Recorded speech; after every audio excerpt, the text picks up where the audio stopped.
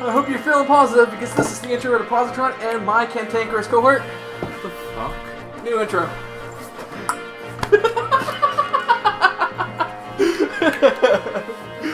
It works. It works. I know you probably hate it. You're feeling I hope you're feeling positive. Yeah. Okay. It works. Let's just play the game. It's stupid, Let's but it just works. play the game, Thomas. Okay. Great intro. I know it's been a little while, but we're back here with Fire and the Path of Radiance. It's been, what, like 2-3 weeks since we last played this? Exams. Exactly. So yeah, it's been 3 weeks.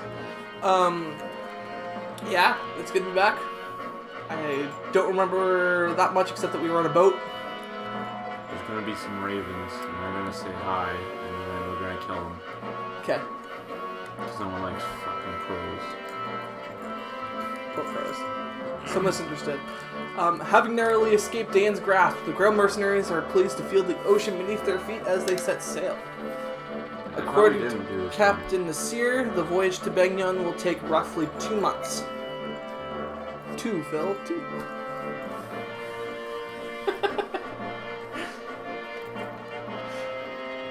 Plus, with temperate weather, the ship's journey southward is smooth and steady.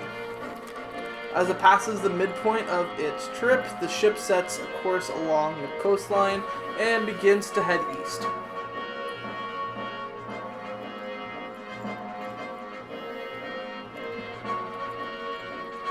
The seas belong to Phoenicis and Kilvis, the kingdoms of the bird tribes.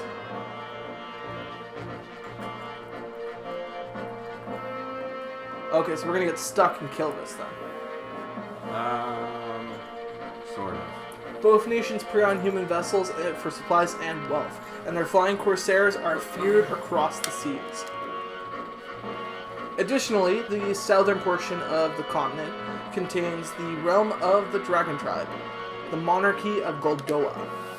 Literally the most powerful country in this entire map. There you go. Their borders just begin to expand. This country has remained isolated since its founding centuries past, preserving its close culture behind a veil of mystery.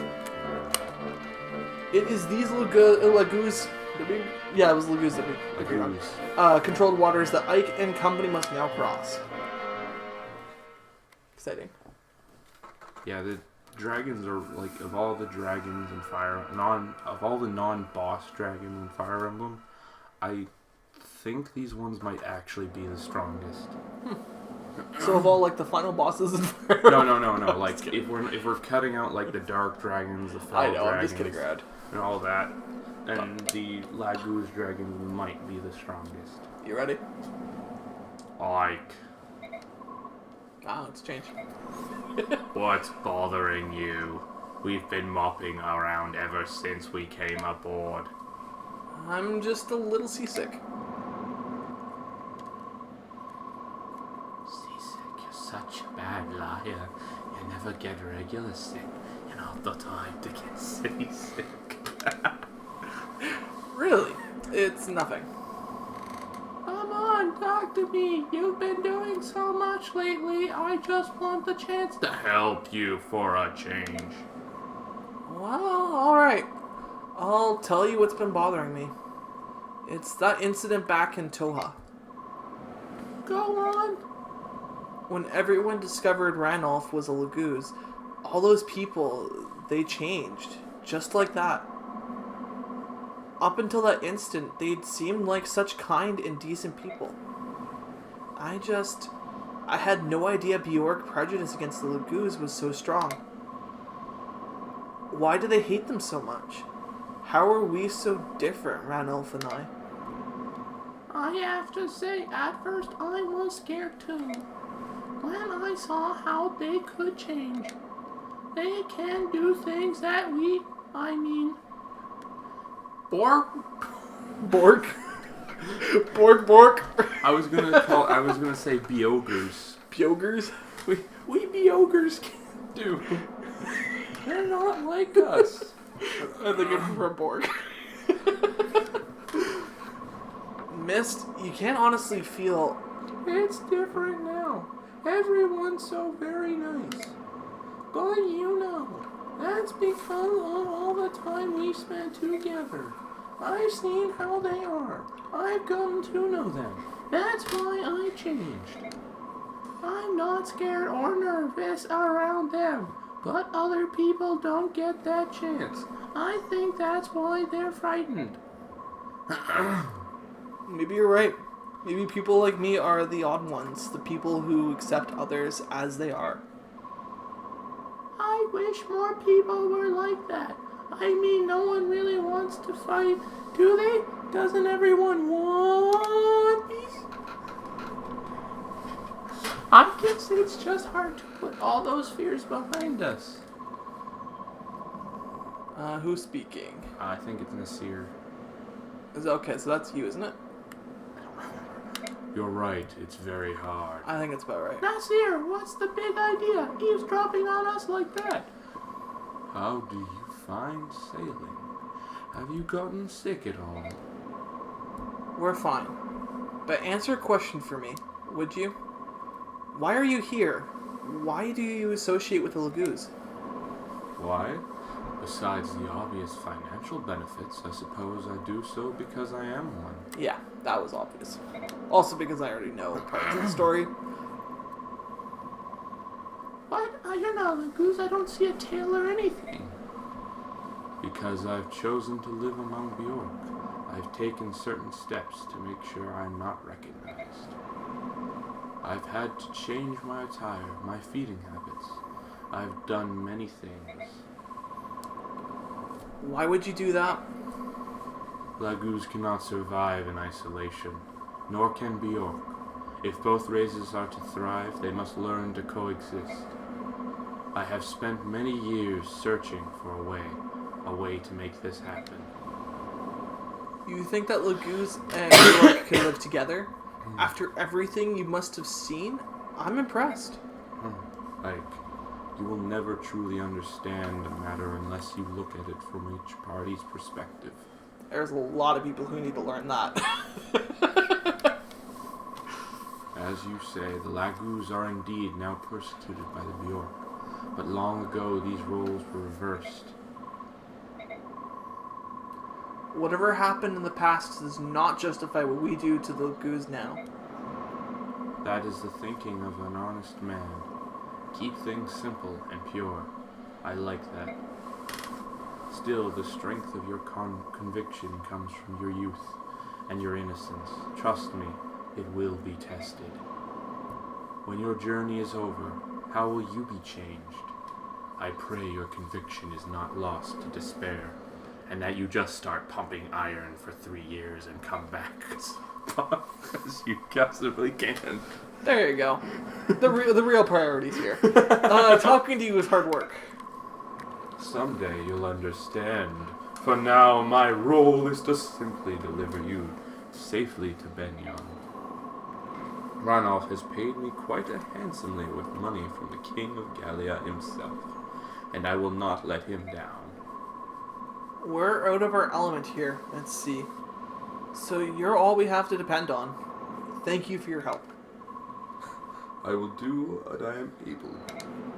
So, which Laguz tribe do you think he's from? I already know which one he's from.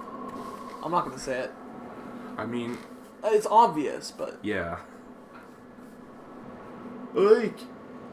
Ike, here is a summary of our last battle. There we go. Something like that. Oh yeah, I forgot we hadn't done this yet. Woo, we spent money, we got more money and experience, we're good. Yeah.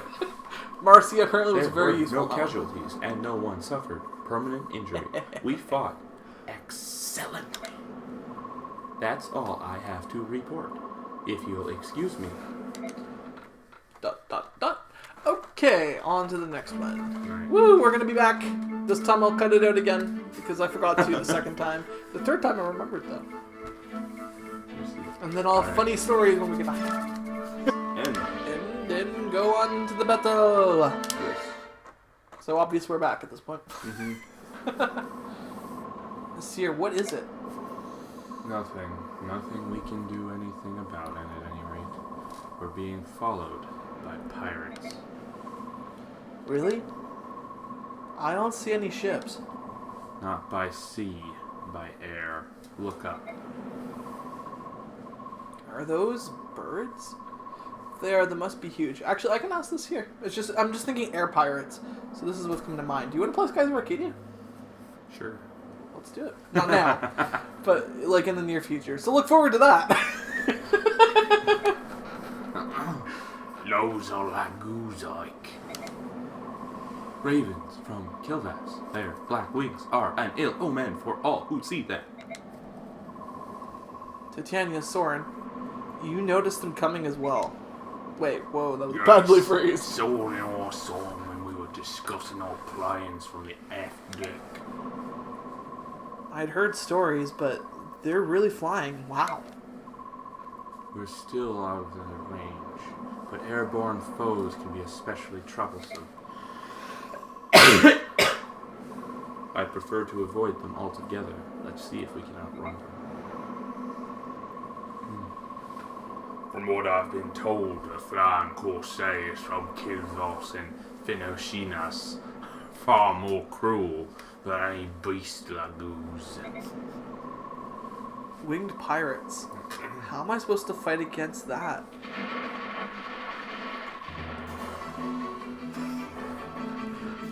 What was that? It felt like we hit something. Blessed, we've run aground. We must get caught on a reef. We must be caught on a reef or something, yes. Move it, lads. Get this ship free. Ike, the crows are coming. Pull it. Oh no, that's you. Pull everyone together. Looks like we're in for a fight. Woo! Okay, so we can leave the ship. Yeah. Or actually, no. Oh wait, no, you can't leave the ship. Okay, so we're gonna want archers. By archers, I mean archer. Predictable humans sailed right into our trap without fail. You're too. Let's finish this quickly. It won't be long before Phoenicis or Goldoa take an interest in what's going on. What's happening here? I should have just said what's going on. Okay. Time to set up our battle plan. Seeker the Hedgehog Raven. Soren, do you have a plan? I've done research in past. All members of Bird Tribe are vulnerable to wind magic. I think safe to assume that they are also susceptible to arrows. Wind magic and bows. Perfect. Soren and archers. Alright. Everyone gather your weapons and prepare to meet the enemy on the deck. Okay. I always do this. I always get ahead and then I'm like, okay, I just need to slow down. I want a small group to remain private and blah blah blah and protect the interests of Valencia. There we go. I can save you.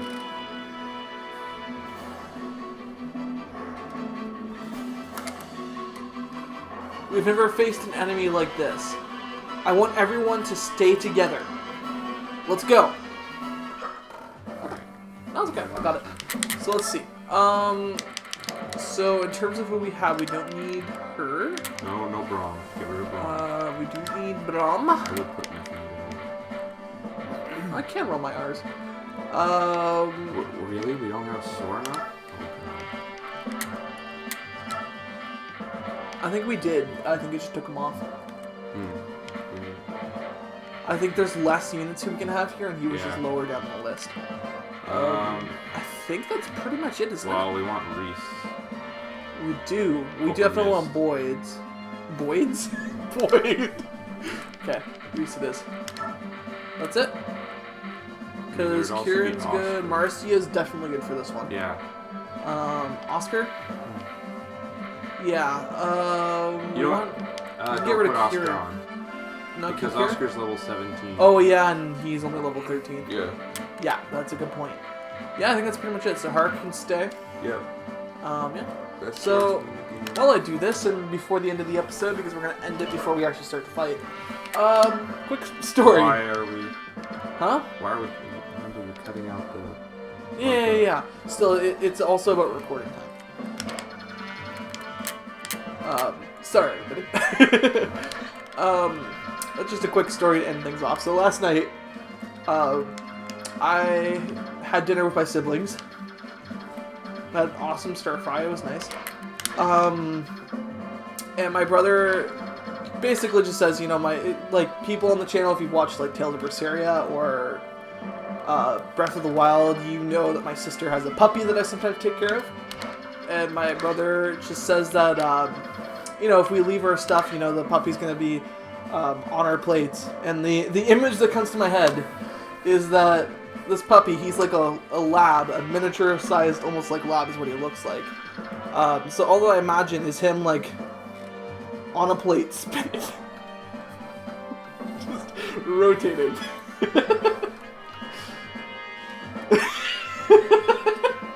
And now, every time, it's just randomly the image pops into my head, and I just burst out laughing.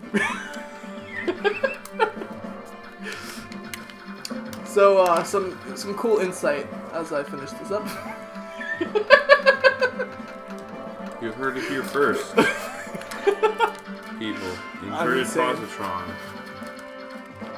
is really a wiener face. And what? No. Well, that was unnecessary. Alright.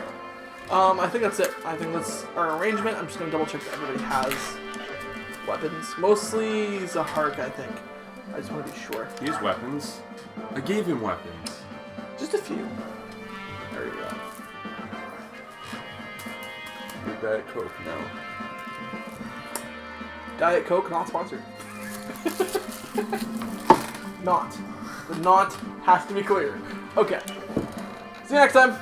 Bye.